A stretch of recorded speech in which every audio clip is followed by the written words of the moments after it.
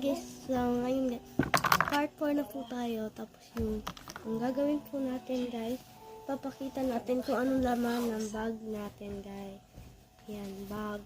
So, tatabi ko muna yung mga hindi laman sa bag natin.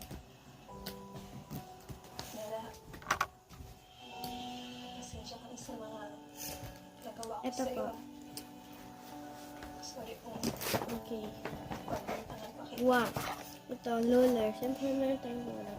Para maging straight yung dinadawin natin. Yan. Lagay natin siya. Dito na yan. Next is ito. So, ganito rin yan guys. Yan yan. Ay, hindi dito. At meron tayong tahan para sa lapis. Pag magdodrawing tayo, mahirap mag-drawing ng ballpen. Kaya pag lapis muna tapos, ano yun? Ito. Pwede may supply rin tayo, di ba? Meron tayong ganito. Sakit ang mawala ng mahal sa buhay. Pero hindi ito ang dahilan para sirain natin ang buhay ng iba. Ganito po siya. Sa huli, Ganyan. Sa harap, plain. ang paghiganti. Likod, blue. Siyempre may gunting din tayo, di ba? Hindi yan magpapawat yung gunting kasi kailangan natin maggunting-gunting, siyempre. Tapos yung ballpen natin ay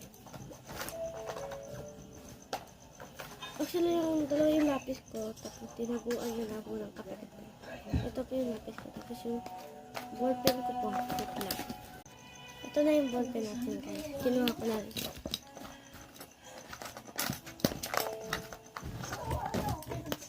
Yung dalawa lang take, pero gumagana pa rin yan. Yan po. Ito. Gusto niyo po matesting na gumagana po itong ballpen natin. Sige. Walang problema dito. Ano po? Yan. Ay, hindi po siya gumagan. Wait lang. Okay. Okay, may butas. Yan. Gumagana sa unti kasi wala siyang taklit, di ba? Na ano siya, parang tumitigas yung sa harapan. Ito din guys. Siguro yan siya guys. Yung red naman natin. Yan. Tapos yung purple. Ala. Yan. Black po yan. Siguro magpa-part 5 na tayo sa mga ibang ballpen.